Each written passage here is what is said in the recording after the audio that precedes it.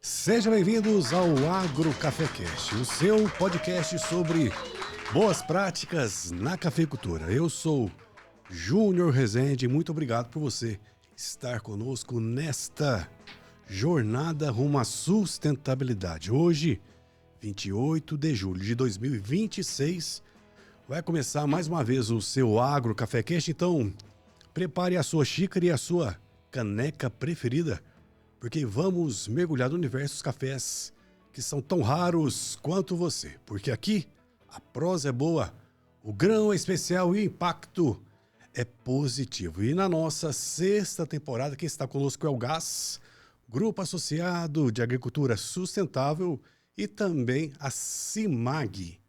E hoje o episódio está super bacana, porque a gente que roda no campo aí, tem muito produtor que ainda tem dúvida e ainda não aderiu ainda à ferramenta por desconhecimento, por também ficar um pouco aí desconfortável e talvez sem confiança para adotar essa prática tão fundamental, talvez a básica sobre agricultura regenerativa. Não é isso, senhor Cleso? Isso aí. Maravilha, Cleso. Prazer, obrigado. A gente já se conhece há algum tempo e é bacana que essa agricultura faz a gente conectar pessoas e lá na estrada a gente vai ver que vai ter um sentido muito propositivo, né? Obrigado pela vinda, por ter deslocado de Alfenas até aqui. Valeu. Obrigado, estamos à disposição. É sempre um prazer, né? Estarmos conversando, né? Falando sobre cafeicultura sustentável, né? Bacana, bacana. Gente, ó, e o homem aqui tem um currículo de peso, né? Cleso Silva Franco Júnior. Diz que Júnior é custoso, não, né, Cleso? Não. Doutor em Agricultura Sustentável, mestre em Sistema de Produção na Agropecuária e graduado em Engenharia Agronômica pela Escola Superior de Agricultura de Ciências de Machado. É isso. Isso aí. Alguns aninhos de estrada já, né, Cleso? 25 anos de estrada. 25 anos. Ô, Cleso, aí já aproveitando, queria que o Cleso apresentasse e também falasse como é que essa agricultura, a cafeicultura entrou na vida do Cleso. Eu sou filho de agricultores, né? A gente brinca que nasceu na cafeicultura, né? Nasceu praticamente debaixo de um pé de café e a gente viveu essa essa cafeicultura na infância, apaixonou por ela. Eu brinco muito que cafeicultura é algo que a gente apaixona mesmo, né? E depois graduei, fiz faculdade de agronomia e comecei então a trabalhar com café e não parei mais, né? E depois a gente sempre aperfeiçoando na cultura do café. E além da parte do café, outra parte também que eu sou apaixonado é essa parte de manejo de solos, né? Então aliou todas essas duas áreas e caminhando aí para esse modelo de cafeicultura mais sustentável. E aí até já pergunto que emendar é em relação a essa agricultura regenerativa, agricultura sustentável, independente do nome que o pessoal queira chamar, mas como é que surgiu essa paixão? Foi através do solo mesmo que você foi vendo que existia mais coisa aí do que só nutriente ou foi as coisas vieram, o quebra-cabeça foi se encaixando aí? Na verdade, a ideia nossa, o conhecimento que a gente foi adquirindo ao longo do tempo surgiu de observações que a gente começou a ver de um produtor específico ali em Areado. Ele começou um trabalho há um tempo atrás, perto de 2010, com café com braquiária. E foi aquela polêmica isso, né, em 2010. A turma, isso não funciona e não funciona. É doido. E realmente o manejo dele indo muito, muito bem. E ele não fazia varrição e toda a realidade diferente. E aí eu comecei a visitar, comecei a ficar mais próximo e vi que aquilo fazia todo sentido. E aí a gente começou a propor coisas novas, trabalhar coisas novas, né? Saímos aí de braquiária para plantas de cobertura solteira. Depois conheci o Dr. Calegari, a gente foi trocando figurinhas e aí fomos desenvolvendo muita coisa junto aí nessa parte de manejo de solo com plantas de serviço, plantas de cobertura que a gente tem falado aí. E aí, já aproveitando a temática aqui, já apresentar a temática aqui para o nosso telespectador aí, a turma que está nos ouvindo também, pelo Spotify, café sob cobertura, manejo de plantas de cobertura e culturas intercalares na cafeicultura. Então, já aproveitando a expertise do Clésio também, que além de um excelente consultor, é um excelente professor também, e aí a gente tem uma turma aí que está chegando agora na agricultura, na cafeicultura, estudantes, consultores. Eu, principalmente, que sou um eterno aprendiz aí, eu sou um privilegiado que de quebra eu aprendo e ainda fico conhecendo gente boa. E isso faz a diferença danada, né? Conexão, né, Clésio? E aí, para a gente já começar pelo começo mesmo, o Clésio pudesse dar um conceito aí, a turma gosta do conceito, né? Mas para a gente poder diferenciar o que seria plantas de cobertura, né? Se o Calegari tivesse que me dá bronca já. Juninho, cultura de cobertura ou plantas de serviço, né? Que gostam bastante. Mas, inclusive, até o Zé Donizete, acho que a gente ficou uma meia hora só para definir o que a gente ia chamar, né? Adubação verde, enfim. É longa, a lista é extensa, né? Mas se a gente pudesse conceituar o que seria plantas de cobertura e culturas intercalares na cafeicultura, só para a gente já apresentar para a turma aí a questão da temática de hoje, né? Eu entendo uma coisa que eu tenho sempre falado com o pessoal que é interessante. Em 1919, nós tivemos a primeira publicação que a gente conhece, né, sobre adubos verdes. Um negócio antigo, né, não é coisa nova. Mas por que isso não decolou? Por que isso não não avançou a utilização? Eu vejo que a primeira coisa é o nome. Porque aí vem adubo, o produtor corta a adubação e aí teve o primeiro problema, né? Depois, com o passar do tempo, surgiu o nome de plantas de cobertura. Mas será que ela só faz essa função de cobrir o solo? E aí avançamos agora ao conceito em culturas de cobertura, né? Porque temos que trabalhar ela de forma como uma cultura, plantio, manejo, Mas mais do que isso, hoje o nome mais técnico que eu acho é culturas de serviço. Porque cada espécie vai trazer um serviço, um benefício para o sistema, e culturas porque a gente tem que trabalhar ela como uma cultura. Não podemos pensar nela como um simples planta lá, nasce o que nascer e dá o que dá, né? Então, eu hoje tenho contextualizado mais esse termo, né? Culturas de serviço.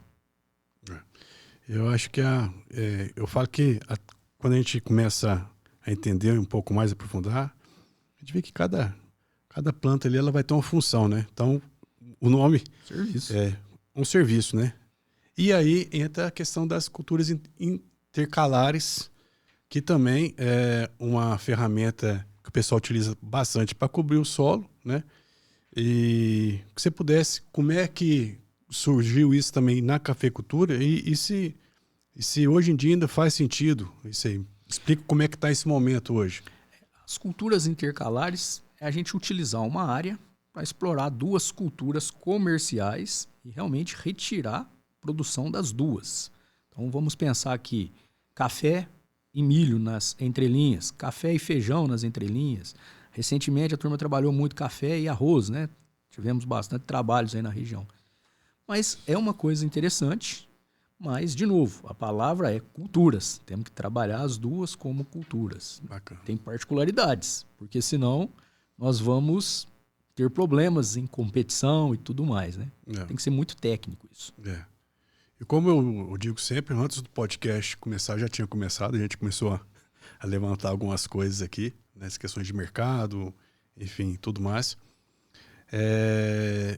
Mas esse sentimento que a gente tem de que essas ferramentas ganharam corpo, ganharam uma certa importância, a gente tem muito que avançar, mas quando começou esse boom aí, Clésio, você viu que lá foi uma experiência lá com a gramínea, né, com a braquiária. Mas como é que isso ganhou corpo e está ganhando corpo na cafeicultura? Devido a quê?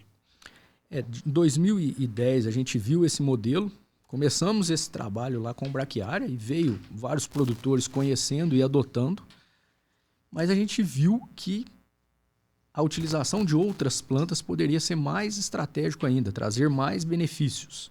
E a gente começou a fomentar esse trabalho na região sul de Minas, no Cerrado, na região da cafeicultura de forma geral. E veio mesmo crescendo isso. Começou mesmo a ter um corpo maior ou uma expressividade maior da sua utilização a partir de 2020. Antes disso, não. E o que eu vejo que coincidiu muito essa época? Principalmente as mudanças climáticas.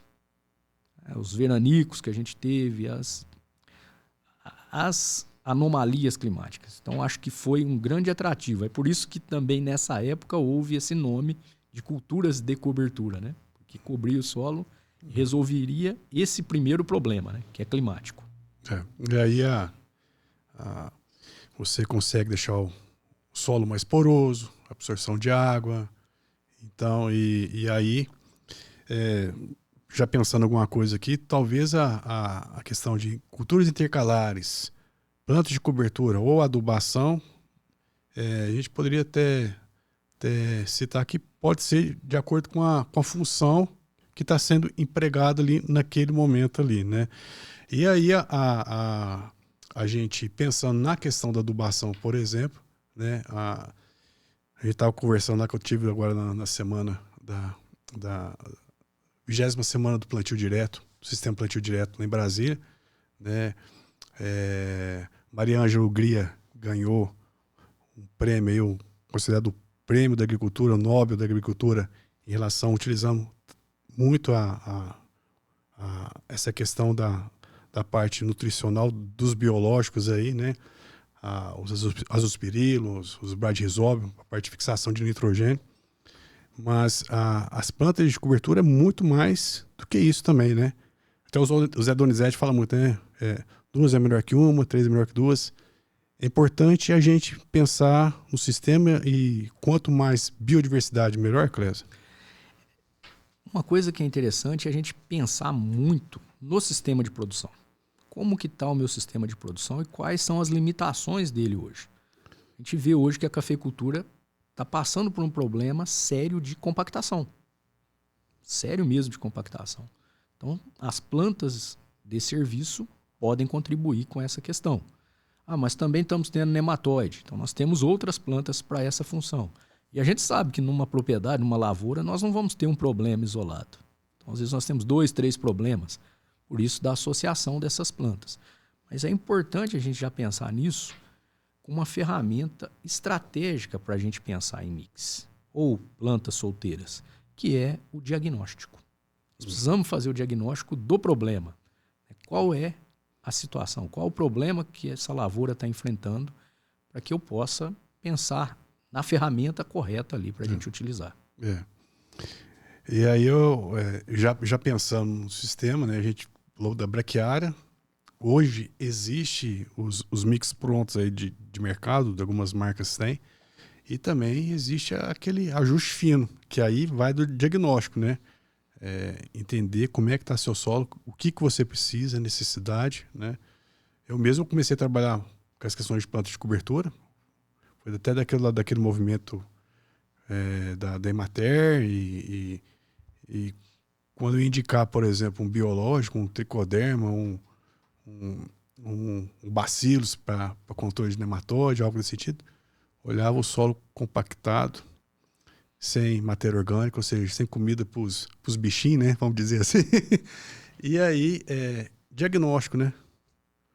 Diagnóstico é o nome o nome que tem que ficar no radar do produtor. E aí tem que ter o profissional, né? O produtor pode errar aí, né? Isso que você falou é muito interessante, né? Outra era que nós estamos tendo, outra novidade é os biológicos. Mas será que os nossos sistemas estão preparados para o biológico? A planta de cobertura é um condicionante importantíssimo para que esses produtos biológicos venham a funcionar. Como é que a gente vai aplicar um produto biológico num solo limpo, com temperaturas aí 45, 50, 60 graus? Não tem micro-organismo que vai sobreviver numa situação dessa. Solo compactado. Então, essa é a grande estratégia desse manejo. Mas aí que entra essa questão. Conhecimento técnico para a gente utilizar essas plantas de cobertura. Então, nós identificarmos o problema, fazermos um bom diagnóstico para recomendar a espécie correta. Isso é fundamental. E aí, já até aproveitando aqui, não está dentro do tema, mas o Cleas hoje fez uma história muito bonita lá na Emater, né? Como é que está o Cleas hoje? Está atuando na parte de consultoria, né? Hoje a gente está trabalhando com consultoria para produtores e para empresas. A gente tem público aí direto ao produtor, ao cafeicultor, direto a empresas multinacionais e também exportadoras de café, torrefadoras. Temos trabalhado também com pesquisa e também com treinamentos. Então, os 3 campos que nós estamos atuando aí agora. Bacana, bacana. E aí, dentro das andanças que a gente vê no campo aí, a gente vê que alguns produtores que aderiram às culturas de serviço, por exemplo, muita dificuldade na parte de manejo dessas plantas de cobertura. E quando a experiência não é boa, é difícil eles aderirem, né? E outra questão muito importante também que a gente estava falando aqui é a questão da alta rotatividade das empresas em relação à parte do atendimento técnico, que acaba que o produtor faz a aquisição e depois ele fica meio que no ar aí, sem esse suporte técnico. Qual que é a principal dificuldade que você vê hoje na parte de manejo, Cleso? Aproveitando. Hoje o que a gente vê é todo mundo quer fazer uma agricultura mais sustentável. E aí a primeira ferramenta que vem é plantas de serviço. Ok. E a facilidade hoje de buscar informações é gigante. Internet hoje você encontra informações de toda forma. E o produtor mergulha nisso. As empresas fazendo a sua parte comercial também colocam isso para o produtor numa facilidade muito grande. Só que essa tecnologia precisa ser empregada com conhecimento técnico. Muitos produtores utilizaram mix e não souberam como semear, né, como fazer o plantio, não souberam a hora correta de manejar, a distância correta que deve manter da planta de café. E aí depois, o que era para ser uma coisa benéfica virou um problemão para o produtor. Então a gente precisa ter um cuidado muito grande com essa recomendação técnica desta ferramenta. E aí, já aproveitando o gancho que você já levantou a bola, qual que é o principal erro hoje que você vê, por exemplo, no plantio das plantas de serviço aí? Primeiro ponto que a gente tem é o preparo do solo. São sementes pequenas e uma quantidade de semente muito pequena também, poucos quilos por hectare. Então a gente precisa de ter um solo com condições que essa semente consiga ser coberta por solo ou por material vegetal, que consiga então manter a umidade para ela germinar. Se a gente plantar e tiver uma chuva pesada e ficar por cima do solo, vai levar ela embora. Então começa por aí. Outro ponto importantíssimo na questão de semeadura. Qualquer material técnico que você encontra hoje aí fala 16, 18, 20 quilos de semente por hectare. Mas nós temos que levar em consideração como que está essa área. Tem problema de compactação? Como é que está? Tem um problema de banco de sementes, de plantas daninhas? Então, tudo isso vai influenciar na densidade de semeadura. Então, não podemos ficar seguindo isso como uma lei verdadeira aí, né? A gente precisa ajustar. Então, o diagnóstico é fundamental. A receita de bolo também, né? Então, fica mais fácil compreender, mas isso não pode ser generalizado, né? Você imagina um produtor que compra uma semente, planta lá 20 quilos por hectare, esperando que aquelas plantas vão cobrir a área, vai fazer a supressão de plantas daninhas e daqui a pouco ele vê lá a buva continua, o amargoso continua, queimou a proposta daquele produtor, né? Frustrou aquele produtor. Então a gente precisa recomendar muito técnico essa semeadura. Precisamos ter maturidade e seriedade para fazer isso. É muito oportuno hoje também a sua presença aqui, porque o produtor está vendo alguns dados aí da própria Cochupé, né, em relação a 40% já colhido até o momento. Então, bacana o produtor já está entendendo, até para se planejar, que agora que caminhamos aí para 2 meses aí para finalizar a colheita. E aí, já aproveitando, qual que seria, Clésio, essa questão, qual é o melhor momento do produtor fazer o plantio? Mais uma vez, já até pegando o gancho, né? A receita de bolo, né? Que o pessoal gosta de plantar, né? Logo que começar as chuvas, né? Mas tem que ficar com o olho para cima, né? Sim. Eu vou aproveitar essa deixa sua, falando de colheita, de evolução de colheita, e vou colocar uma outra coisa aqui que eu acho que é importante a gente atentar. Uma das coisas que também leva à dificuldade do produtor a utilizar plantas de serviço é a questão da varrição. E esse ano nós tivemos um sério problema com chuvas pesadas na colheita, né? Então nós estamos passando por esse problema aí bastante sério, né? Praticamente a gente pode considerar que tem 30% de café hoje no chão ainda para ser colhido, né? Então a gente precisa também orientar o produtor qual o método de manejo para antes da colheita, para ele poder fazer essa varrição. Bacana. Então acho que esse é um ponto estratégico. Período de chuva, né? Outubro, novembro, até fevereiro, ele pode utilizar normalmente a roçadeira, sem problemas. De março em diante, o ideal é que ele entre já com a operação com trincha, porque vai picar a biomassa em partículas menores, vai conseguir decompor essas partículas e permitir então que esse produtor faça a colheita de varrição. E aí tem casos que a gente pode trabalhar ruas alternadas, então aí é caso a caso. Tá? Então esse é um ponto. Aí voltando no seu questionamento sobre semeadura, né? Época de semeadura. A gente está vendo que cada ano a gente está tendo mais anomalias climáticas, né? A gente não está tendo uma estabilização tão normal como a gente tinha antigamente. A gente tinha até datas para adubar café que a gente sabia que chovia, né? Hoje a gente não tem mais essa garantia. O ideal é que a gente tenha boa umidade no solo já estabelecida e chuvas contínuas para frente, porque senão também essa planta vai vir a emergir e não vai conseguir desenvolver, porque a gente tem problemas no nosso solo, né? Principalmente pensando na maioria das áreas que estamos com problema de compactação.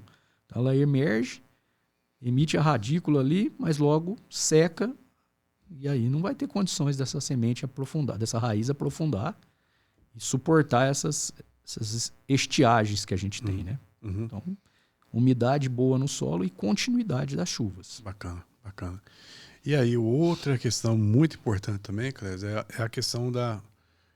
Qual que é a distância, né, que esse plantio deve ficar ali da saia do café, né? Aproveitar sua presença aqui. Quero aprender tudo aí.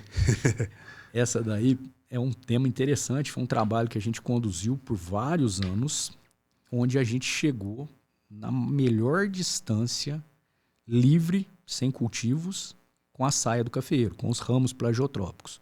Então a gente fez um trabalho por 6 anos consecutivos, e depois a gente continuou por mais anos, mas a gente até publicou esse trabalho com 6 anos, onde a distância de 50 centímetros de onde termina a saia do cafeeiro para o meio da rua, né? 50 centímetros de faixa sem plantas de cobertura é o melhor resultado.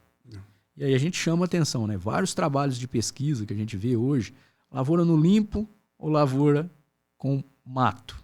A lavoura no limpo sempre ganha. Mas aí a gente tem que entender que quando eles fazem essa pesquisa, geralmente eles deixam o mato chegar mesmo próximo à saia do café. E quando a gente fez o trabalho e manteve os 50 centímetros, foi o melhor resultado. Então, bacana isso aí, porque quando deixa no limpo, beleza, mas esses 50 centímetros faz toda a diferença para não haver competição aí com o café, né? E também tem a qualidade também, que mato que era, né? E qual que era a função. Mas eu acho que o que mais mostra nessas pesquisas tinha um mato, às vezes passando da hora e chegando mesmo na saia do cafeeiro, né?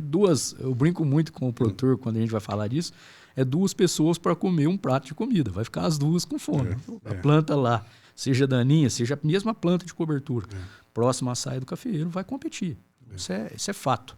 E além do competir, a gente tem que atentar a um outro ponto. A gente tem visto, tem trabalhos que a gente vai divulgar agora, provavelmente no Congresso de Café, é que o manejo com plantas próximo à saia do café potencializa o surgimento de doenças, em especial a ferrugem do cafeeiro. Então também temos que pensar nisso. Tem mais essa aí, né? Cria um microclima todo favorável para o desenvolvimento das doenças, né?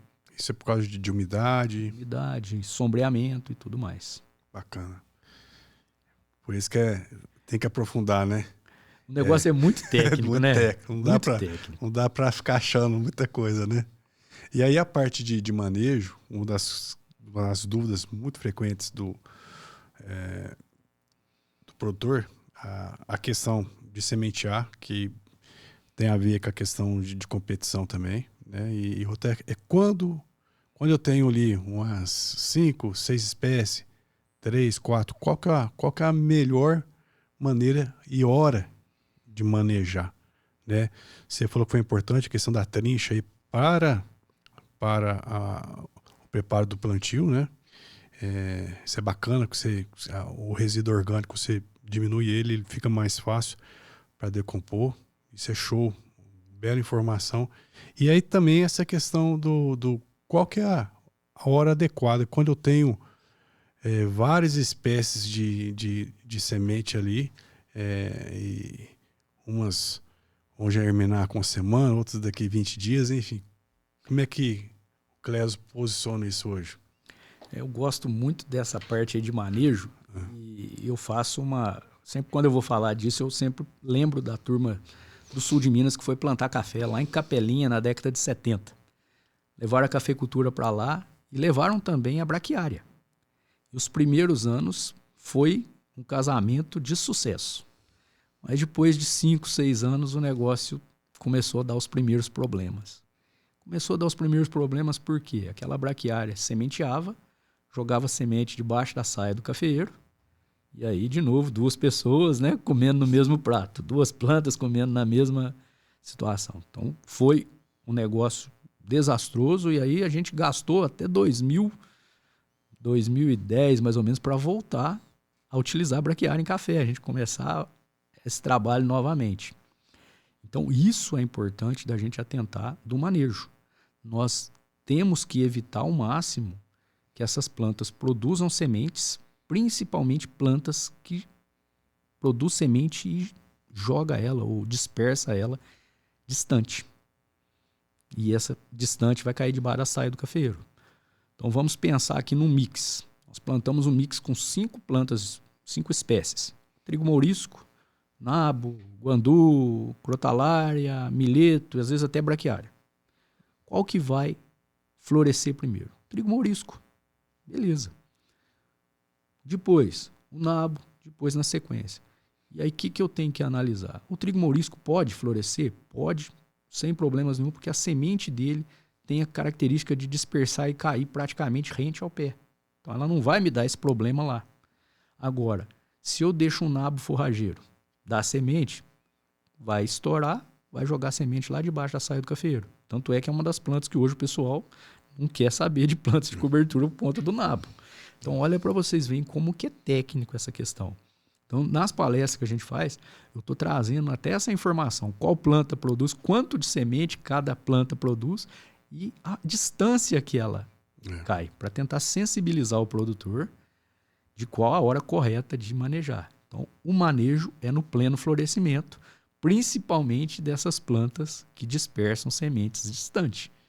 E outra questão também importante, isso é uma observação de campo mesmo, o nabo, por exemplo, além da você perder o time e ele sementear, ele fica muito lenhoso. Para você manejar isso depois, fica complicado. Tem isso também, né? Tem isso. E outra característica que ele tem, você vê que ele não tem uma emergência uniforme, né? Nasce algumas plantas, depois vem nascendo outras. Então, você sempre tem plantas ali mudando de fase. E essa característica de difícil de manejo, ele vai crescendo todo, soltando ramos e tudo, né? Então, vai ficando mais difícil o manejo dele. Então, é uma planta que o pessoal tem tomado um pouco de cuidado. É uma planta muito interessante, tem um sistema radicular bacana para descompactar solo, busca enxofre em profundidade, mas precisamos ter cuidado com ela. Fora o nabo, tem outra espécie aí que você fala assim, são nabo, a gente citou agora, mas tem outras espécies que o produtor também tem que ficar atento em relação à parte de manejo, de sementear, de ficar lenhoso. Você poderia dar um... Tem produtores que têm encontrado dificuldade com milheto, né? Principalmente anos com chuva mais abundante, temperaturas mais altas, ele vai embora. E aí você tem dificuldade depois de manejar, fica muito alto, a roçadeira não dá conta, às vezes tomba em cima do café. Dependendo da espécie de crotalária também nós temos problemas, crotalárias de porte alto. Então tudo isso são detalhes que a gente tem que atentar. E aí, Clésio, já aproveitando também, que é a questão de qual que é o melhor momento da vida do cafeeiro de fazer o plantio. Hoje o pessoal tá utilizando as sementes agora também para o preparo de plantio, né? O pessoal utilizando até o nome também de plantio direto no café, fazendo esse preparo de solo antes de iniciar o plantio. Na sua opinião, qual que é o melhor momento para fazer o plantio do café para o produtor? Esse preparo vale a pena? E outra questão também, já aproveitando, depois a gente vai ter por partes aqui, mas só para não perder aqui, é a questão muitos produtores ainda falam assim, depois que o meu café atingir uma certa idade aí, não precisa mais plantar planta de cobertura e tudo mais. Mas já aproveitando esse ciclo de vida do cafeiro, qual que é o melhor momento aí? Esse plantio do café, né? A gente prepara o solo, deixa esse solo limpo, né, desnudo, E, geralmente, no final do ano, a gente tem as chuvas mais abundantes. Então, voltamos a ver com bastante frequência a erosão que a gente não via no passado. Então, o momento de um plantio de forma conservacionista é importantíssimo a gente pensar nisso na formação das mudas, na formação da lavoura, né, na fase inicial. Se a gente ainda pensar o que faz um desgaste bastante grande na lavoura em formação? Vento. Então, esse plantio em lavouras novas, ele traz muitos benefícios. Proteção do solo contra a erosão, né, melhorando aí a questão da gente trabalhar com supressão de plantas daninhas, porque mexemos no solo, então vai ter um banco de semente estourando ali. Então, é estratégico. O quebra-vento é estratégico para essas plantas novas. E, geralmente, a gente recomenda nessa fase, sim, um mix, tá? Pensando muito nos principais problemas que essa área tem, né? Às vezes ela vem histórico de café mesmo, a gente deixou alguns anos sem café, mas pensar em alguma planta para tentar diminuir a população de nematóide, pensar em produção de biomassa, por aí vem. Essa é uma fase interessante e o mix depois vai ficar, geralmente, a braquiária para essa lavoura aí no segundo ano e por aí vai. Outro ponto que eu vejo o uso de plantas de cobertura com muitos bons olhos é no momento de poda. O momento de poda é fundamental, porque a gente expõe o solo de novo à intensidade luminosa e aquele banco de sementes que existe no solo vai estourar com grande frequência. Então, essas plantas de cobertura vão trabalhar para nós, para a gente diminuir as aplicações de herbicida e conseguir voltar essa lavoura com um pouco mais de tranquilidade. Ponto estratégico. Em lavouras em produção, também podemos trabalhar com mix, mas o que o pessoal tá vendo muito? O mix vai ter a braquiária no final e vai voltar a braquiária. É isso aí que é a realidade hoje. Então, a poda, as lavouras novas, isso tem entrado com mix muito bem. Em lavouras que você vai fazer um trabalho de construção de fertilidade do solo, às vezes um manejo diferenciado, os mix também têm entrado com bastante frequência. A gente tem que ser muito realista e colocar isso, porque é a vivência do produtor. Não adianta a gente falar que mix todo ano, porque a gente sabe que esse é o melhor cenário, pensando em biodiversidade e tudo. Mas na prática não é isso que a gente vai conseguir colocar para toda a propriedade, né? E aí tem outras questões que são importantes também. A gente até falou antes do podcast começar, a gente estava conversando em relação às questões de mercado também. A ferramenta é excelente, mas existem as questões de ordem econômica, né? Que aí essa viabilidade econômica tem que ser levada em conta, né? Porque não é só a semente, é o preparo do solo, é o plantio, é o maquinário. E que momento você acha que a gente está hoje em relação às plantas de cobertura? Parece que uns 2 anos para trás o negócio parece que estava mais... o produtor estava mais motivado, não sei, em relação ao preço do café e outras questões, né? Mas com o dinheiro caro, parece que o pé no freio tá maior, né? Eu acho que a primeira coisa que a gente tem que ver é que é uma operação a mais para aquela propriedade. E se a propriedade não tiver um bom planejamento, essa operação a mais ela vai atrapalhar a logística da propriedade como um todo. Às vezes vai complicar, ou às vezes vai quebrar a janela de uma adubação, que é muito importante, de um controle de pragas e doenças, que é muito importante. Então, a gente tem que sentar e planejar isso com o produtor de uma forma muito técnica para que isso não traga problemas. Então, esse é um ponto que é a viabilidade até operacional, que vai gerar viabilidade econômica também. Depois, a questão econômica. A gente está passando por esses momentos delicadíssimos econômicos, né? E a gente está vendo isso com bastante cautela. E aí o produtor, às vezes, prefere utilizar alguma espécie de custo mais barato. Eu acho que a braquiária está muito nessa linha por conta justamente de preços de semente. Ela é muito mais barata do que mix. E muito mais fácil de manejar. Então, a questão operacional é isso. E também, muitos produtores frustraram com a utilização de mix por falta de orientação técnica. Então, tem todo esse contexto afetando essa realidade aí que a gente está vendo, que a gente já teve mais uso de mix do que nós estamos tendo hoje no momento. Bacana. A gente vai fechando esse bloco aqui. Eu vou dar uns recados, deixar você tomar água, que eu tenho que te explorar mais um pouco aqui. Tranquilo. Obrigado aí mais uma vez pela vinda. Ó, a gente tá aprendendo bastante aqui, que não só as questões de plantas de cobertura, mas a questão de manejo. A gente vai entrar agora também em aspectos de as principais, as funções, para a gente ficar bastante didático aqui e sair melhores. O Clésio tem um tema muito importante, Clésio, né? Só para dar um gancho aqui, aspectos econômicos. Nós tivemos agora no último episódio, que foi um episódio que nós falamos sobre saúde mental no agro, em relação às questões de ordem emocional. Então, pessoal que está interessado nas questões de plantas de cobertura, por favor, consulte lá. A gente abordou temas sensíveis dentro do episódio, mas que é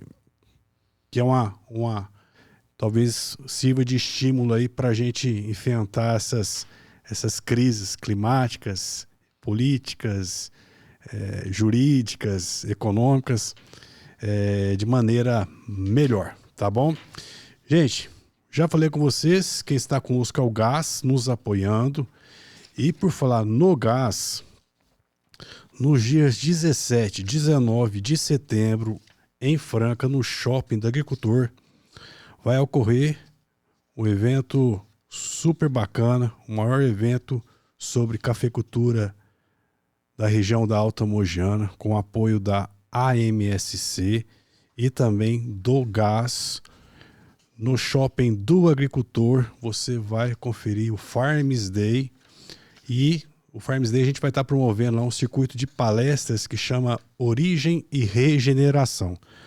A temática sobre agricultura regenerativa, a gente fala as questões também de cafés especiais e questões de ordem econômica também. Então você não pode perder nos dias 17 e 19 de setembro o maior encontro sobre cafeicultura regenerativa da Alta Mogiana. E eu, pela turma que está vindo, eu ouso falar que talvez seja do Brasil sobre o tema.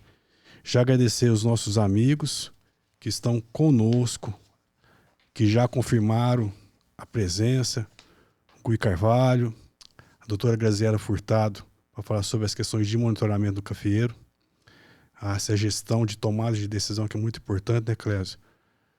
A gente vai trazer também um tema aí de mercado com a Cláudia Leite.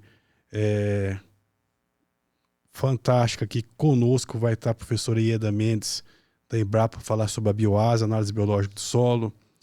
Luiz da Fazenda Cascata, nosso mestre Ademir Calegari, e estendeu o convite também ao Clésio aqui para nos ajudar lá, para a gente fazer uma bancada e já promover a agricultura regenerativa aqui na Alta Mogiana. Tá feito o convite também, tá, Clésio? Para a gente fortalecer essa nova agricultura aqui. E falar em nova agricultura, eu estou esquecendo de promover aqui o livro A Abelha e o Cafeicultor, o livro que nós fizemos aqui, que eu fiz para tratar sobre o assunto, levantar a bola aí, sobre agricultura regenerativa, uma história sobre sustentabilidade, agricultura regenerativa, a abelha e o cafeicultor, homenagem também que eu fiz ao nosso amigo Luiz Alves da Fazenda Cascata, que conta a história de uma abelha sábia que ensina a um cafeicultor os caminhos da agricultura regenerativa. Então, está na Amazon e o link também está na nossa bio, tanto do YouTube como também no Instagram, tá joia? E a CIMAG também, apoiando em 2026, apoiando o Agro Cafecast. Obrigado a Mariana, a toda a equipe, Fernanda, ao Guilherme, a todos pelo apoio. Para você, ainda produtor que está procurando e buscando comprar o seu óxido de magnésio, a CIMAG com certeza oferece o melhor para você. Com os cafeicultores aqui da região todos ganhando prêmios aqui, a importância do magnésio na cafeicultura vem sendo evidenciada aí, e a a fonte, a origem, o óxido de magnésio, sendo adotado aí pelos cafeicultores campeões aí em produtividade e também em qualidade. Então, o magnésio, acho que vale a pena aí um episódio só para falar sobre este nutriente aí também. E falar também sobre o IBA. IBA, Instituto Brasileiro de Agricultura Regenerativa, também do nosso amigo e professor Antônio Teixeira, que também vai estar no Farms Day 2026, no Farm Show. Até mudou o nome, porque vai estar tanta gente boa que era Farms Day, agora virou Farm Show. 2026, Antônio Teixeira, do IBA, Instituto Brasileiro de Agricultura Regenerativa. E também a MSC nos apoiando, também a Sudoeste, a IG do Sudoeste. Abração a Juliana Paulino, aqui de Monte Santo, Minas. IDM Brasil, bioreatores de alta qualidade para você fazer a sua produção on-farm também conosco aqui. Como disse, a gente falando sobre qualidade e tudo mais, hoje a agricultura pode utilizar as questões de produção on-farm, mas faça com empresas especialistas sobre o tema, porque nem tudo que parece fácil funciona, não é, seu Cleso? Beleza, gente? Obrigado pelo apoio de todos vocês na nossa 6ª temporada. Cleso, agora voltando ao nosso assunto, queria que você falasse como é que está hoje a situação das plantas de cobertura e também falar quais que são as mais utilizadas na cafeicultura. Pessoal com muita dúvida em qual crotalária escolher, principalmente na questão da crotalária, né? E também a gente vê também umas questões que a gente tem que ter cuidado, né, em relação tanto nas culturas intercalares, que as questões de alelopatia. Queria que você desse um depoimento nas plantas de serviço e também se existe alguma cultura aí que não combina muito bem com o café, principalmente o café arábica, né? Vamos começar então pelas intercalares, né? Uma das culturas intercalares mais comuns que a gente tem na cafeicultura é café e milho. E aí os nossos pais, os nossos avós traziam para nós que tinha um probleminha quando a gente plantava essas duas culturas junto, que era o pendão do milho que atrapalhava o café, que dava uma travada no café. A gente hoje sabe que não é a questão do pendão, né, o pólen do milho, mas sim uma substância que o milho tem chamado boa, que realmente afeta a fotossíntese do café, então trava o café. E esse trabalho foi feito lá no passado com alguns híbridos de milho. A gente viu que alguns híbridos têm maior concentração dessa substância do que outras. Agora hoje, com essa quantidade de híbridos que a gente tem, todo ano híbridos novos, como é que a gente consegue atualizar essa lista? Então não temos como atualizar. Então o produtor que adota esse tipo de cultivo, a gente sempre está orientando que é uma possibilidade, mas vai ter esse efeito, esse possível efeito alelopático. Isso é fato. A cultura do arroz é uma cultura bastante agressiva em rapidez de crescimento e tudo mais, então tomar muito cuidado com a distância da saia do café e também, né, a questão da colheita, porque se vier só e colher igual antigamente, que colhia com ancinho, algumas plantas voltam a brotar, né, do milho, então, do arroz. Então a gente ainda tem esse outro problema. Então dentro dessas intercalares é que a gente vê com maior tranquilidade é o feijão. O feijão é bem tranquilo quanto a isso. Agora, nas plantas de serviço, a gente tem trabalhado com muita atenção à crotalária. A crotalária spectabilis e a crotalária breviflora são as duas que eu mais recomendo para café. Primeiro porque são de porte baixo, ciclo mais curto e tem maior acúmulo de monocrotalina, que é a substância que vai inibir a reprodução do nematóide. Não mata nematóide, inibe a reprodução. Aí fica velhinho, não tem filho, vai morrer e aí vai diminuindo. Então não é algo que resolva do dia para a noite. É um trabalho que a gente tem que fazer a longo prazo. Podemos utilizar a Ocroleuc, a Júncia? Podemos, só que são porte alto, então a gente tem que tomar cuidado qual estratégia que a gente vai usar, porque senão vai tombar em cima de planta de café, vai sombrear muito, então não é toda a cultura de café que a gente vai recomendar essas duas, tá? Depois nós temos o mileto. Eu gosto muito do mileto porque ele tem uma capacidade de produção de biomassa muito grande, uma planta que se estabelece muito fácil, com pouca umidade ele vai, mas também, dependendo da condição, ele pode ficar de porte alto. Então temos que tomar cuidado. E a palhada dele é duradoura. E ele consegue buscar potássio em camadas mais profundas. É um ciclador de potássio.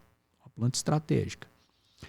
Depois nós temos o guandu. Eu gosto muito do guandu, sistema radicular extremamente agressivo, que ajuda muito na questão de descompactação do solo. Fixa também nitrogênio do solo. Tá? E o guandu que a gente utiliza hoje não é o guandu de antigamente, que era o guandu perene. Hoje nós utilizamos guandu anão, ele floresce e termina o ciclo. Então é muito mais tranquilo da gente trabalhar. Depois a gente tem o trigo mourisco, que para mim todo mix tem que ter ele, porque ele germina primeiro, ele acaba criando um microclima favorável para a germinação das outras sementes. Ele tem uma característica de trabalhar em associação com os micro-organismos do solo, em especial os solubilizadores de fósforo, com micorrizas, e também com a questão de atrair bastante crisopídeos. Então é uma planta muito estratégica para a gente ter em café. E floresce com 40, 45 dias. Então é muito interessante. Depois, nós temos aí o nabo, que a gente tem vantagens, né? É uma planta cicladora de enxofre, sistema radicular agressivo, serve para descompactar solo, mas temos que tomar cuidado com o time do florescimento para não deixar semente. Depois a braquiária, de forma geral, tem que ser a rusisiense, que é a mais tranquila da gente trabalhar, o formato de crescimento dela é a planta mais recomendada, tá? Das braquiárias. Depois a gente tem algumas plantas, né, como crambe, como níger, mas a gente trabalha mais essas que eu acabei de citar com maior prioridade. E depois nós temos as plantas de inverno. Entra nas aveias, na cevada, tá? Às vezes na ervilhaca, mas são plantas para a gente colocar no período de inverno, e aí entra na questão técnica. Eu não posso colocar esse tipo de manejo em lavouras que eu vou fazer colheita. Então a gente sempre recomenda isso para lavouras em formação ou lavouras em poda, né? Então é uma outra particularidade. Uhum. E a gente tem um cuidado também, cara, como se diz, da gente... o ótimo é inimigo do bom, né? O pessoal fala muito isso, né? Certa vez eu fui visitar um produtor, até na região aqui de Altinópolis, mas ele estava com uma certa dificuldade em relação à parte de plantio. Então a primeira reclamação dele é que ele tinha arrumado um fornecedor e a semente dele não germinou. E aí a questão, o solo totalmente compactado. E aí você vê que precisava ali de um manejo, de uma intervenção mais agressiva. Aí a pergunta o produtor, porque entra muito esse conceito do plantio direto, mas antes de você fazer entrar no conceito de plantio direto, que você menos revolvimento de solo e tudo mais, mas às vezes é necessário você resetar o sistema, não é isso? Qual que é a sua impressão e sua opinião sobre isso? Essa questão é fundamental. A planta sozinha tem casos que ela não vai conseguir superar. Se tiver uma compactação mais séria, mais forte ali, ela não vai conseguir estabelecer. Germina e vai encontrar a camada de impedimento e vai chegar a morrer mesmo. Então, tem casos que a gente tem que levar na UTI mesmo, fazer o tratamento na UTI, que às vezes é uma escarificação, um subsolador ou algo do tipo, para a gente poder ter o estabelecimento dessa planta e ela desenvolver o seu serviço. Esse é um ponto. Outro ponto que a gente também tem visto com muita atenção é resíduos de herbicida. Então, muitas sementes também não têm germinado por resíduos de herbicida. Então, também é um ponto bastante estratégico. A gente tem sempre falado com o produtor qual herbicida você utilizou aí no último ano, né? Ou às vezes para fazer a sua arruação, às vezes tem resíduo ali, um pré-emergente. Então ficar atento com isso. Porque tem um prazo ali que deve ser respeitado, né? E aí normalmente a culpa é da semente, né? Coitadinho da semente, né? E aí isso vai muito da recomendação de cada herbicida, né? O produtor tem que ficar atento às recomendações de bula, né? Aconteceu um caso bem desse aqui também, na região, o produtor também reclamando da semente, que a semente é ruim, mas eu joguei herbicida tem 2 meses aí, 3 meses, não deu tempo. Tem que saber, né? Costumo falar muito que o produtor, às vezes, ele faz a aplicação desses produtos, às vezes, sem pensar no que vai fazer ali na frente. Um ano igual esse, né? A gente tem quanto de café no chão, o produtor, às vezes, já aplicou o herbicida, está aplicando de novo para conseguir levantar o café. Mas ele não pensa que lá na frente, às vezes, ele vai voltar com plantas de serviço, né? Então, às vezes, eu vou ter um problema lá. Então, esse é um ponto. E aí, nessa linha, eu chamo a atenção que o insumo mais barato que a gente tem hoje, para todo cafeicultor, é assistência técnica. Exatamente. Então, precisa atentar com isso. É o insumo mais barato que tem. E aí, eu falo que está tão dinâmico, o clima está tão doido, você errar nesse planejamento aí, né? Eu falo, não dá mais para ficar tirando coisa da cabeça assim, né? E o produtor peca nisso aí, porque ele vê, às vezes, o profissional, o consultor, como um gasto a mais, né? E, às vezes, é totalmente econômico, né? O produtor, às vezes, vê, igual você falou, como gasto, como custo. E não é custo, é investimento. Porque isso vai otimizar para ele em compra de insumos, aplicação na hora certa, redução de custo e aumento de produtividade. É um insumo que realmente traz resultado. É consultoria, é assistência técnica de qualidade. Exatamente. Ô Clésio, você viu que o tempo tá voando. Mário, como é que tá aí que eu perdi aqui? Pode falar. Tá bem tranquilo? A gente tá aqui, você viu que o tempo voa. E eu queria falar sobre várias questões, mas já entrando na questão do herbicida, utilizar ou não utilizar o herbicida? Ou a gente vai sempre entrar naquele jargão do agrônomo, né? Depende. Queria sua opinião sobre isso aí, se as ferramentas que nós temos hoje disponíveis já são suficientes para a gente utilizar de maneira mais equilibrada ou às vezes até de eliminar. Queria sua opinião sobre isso. Tem propriedades que a gente atende hoje, a gente consegue já fazer a aplicação de pré-emergente na região da saia do cafeeiro. Depois, quando a gente roça a planta de cobertura, essa biomassa vai onde estava a aplicação do herbicida pré, cobrindo o solo, e aí essa biomassa vai fazer o serviço de herbicida por mais tempo. Então a gente tem conseguido fazer, às vezes, com uma aplicação só de pré, só na linha, na projeção da saia ali, onde que vai adubar, uma aplicação só e depois só a biomassa.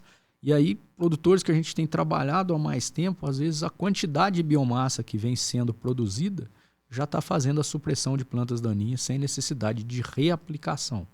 Tá? Mas aí tem que pôr na balança que cada propriedade é um sistema, né? Um ano igual esse, você tem que eliminar tudo do meio da rua para fazer varrição. Então, é uma realidade diferente. Teve anos que algumas propriedades não fizeram varrição. Conseguiram trabalhar. Tem anos que tem propriedades que dá para fazer rua sim, rua não, ruas alternadas.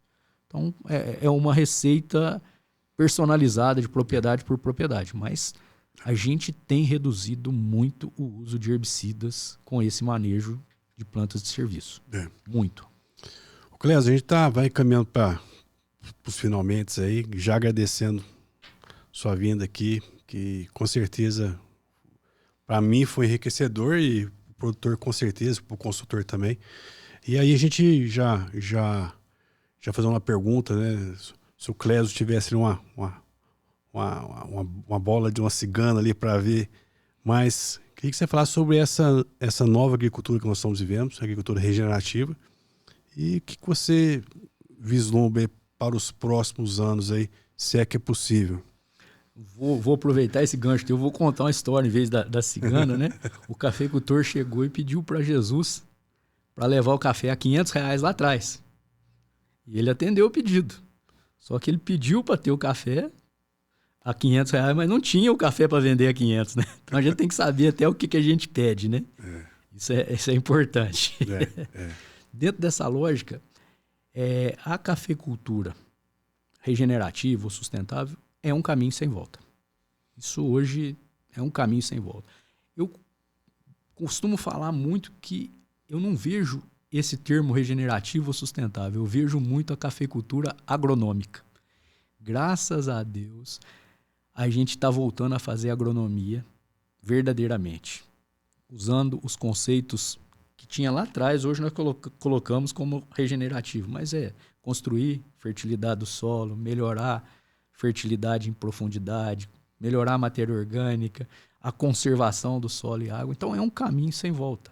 Isso não tem volta mais. É uma realidade que nós vamos viver. E o novo momento é a saúde do solo. Né?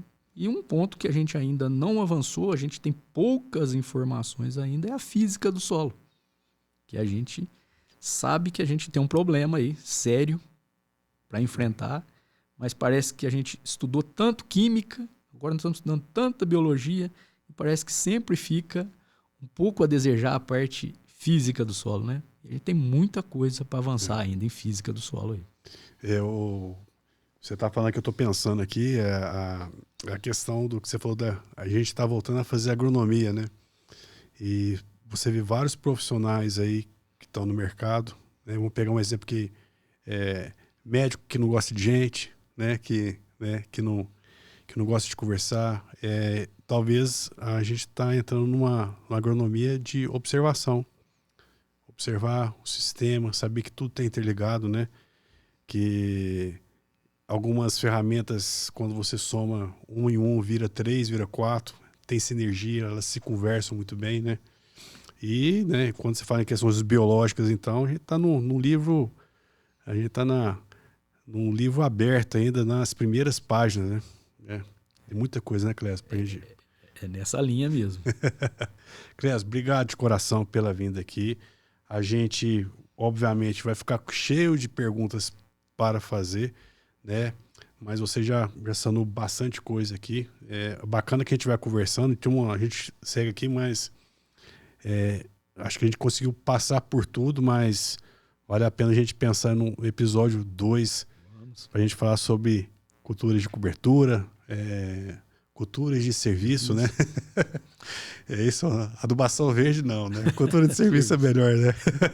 Beleza, Clésio. E aí a gente sempre encerra o podcast fazendo uma pergunta para o convidado de caráter pessoal, mas para, de repente, o Clésio homenagear as pessoas que fizeram parte da sua vida, te construiu enquanto indivíduo, enquanto profissional, né? Então a pergunta que eu faço para você, Clésio, seria o seguinte: se o Clésio Silva Franco Júnior tivesse hoje a oportunidade, Clésio, de tomar um café com alguém que já se foi ou que está entre nós, quem que seria essa pessoa e por quê? Eu acho que eu não vou nem citar nomes para não... Porque a gente sabe que tem tantas pessoas importantes que marcaram a vida. Mas eu tomo um café cedo todo dia com o Criador. Então cedo eu sempre estou tomando meu café, orando, agradecendo a Deus por tudo que Ele tem feito para mim. Então eu acho que esse é o melhor café meu de todos os dias, do meu dia a dia. Então é Ele que é a razão da minha vida, a razão do dia amanhecer, do café florescer, da gente colher o café. Então o café especial meu é com Ele. Bacana. Clésio, então Deus te abençoe aí. Obrigado mais uma vez. Vamos fazer um brinde a toda a família, a Deus também por nos dar energia e disposição todos os dias, né? Amém. Gente, nosso podcast vai ficando por aqui. Obrigado mais uma vez por vocês terem nos acompanhado. Gostaria só de finalizar aqui, mandar um alô especial ao pessoal da MG Drones, a equipe International do nosso amigo Fernando, que faz um trabalho fantástico com baixa vazão para a agricultura, pensando em aspectos regenerativos, utilização consciente da água. Casa do Café, que esteve e está conosco desde o nosso início do podcast. Um abração ao nosso amigo André, a toda a equipe de Franca, Ibiraci, também aqui de São Sebastião do Paraíso. Gota Certa Irrigação, da nossa amiga Kênia. Shopping do Agricultor, com evento fantástico no dia 17 e 19 de setembro em Franca, no Farm Show. Nós estaremos lá com um time de peso, o maior time aí do Brasil, com certeza, na temática da agricultura regenerativa. Protec Fran, um abração ao Murilo, a toda a equipe, ao João Carlos, a todo o time da Protec Fran, com a plantadeira mecanizada e vários equipamentos aí em prol à cafeicultura. Nós vamos ficando por aqui, e se esse conteúdo, se esse episódio fez sentido para você, por favor, compartilhe com outros produtores, técnicos e todos os amantes da cafeicultura. Por quê? No Agro Cafecast você sabe que a prosa é boa, o grão é especial e o impacto é positivo. Até a próxima xícara.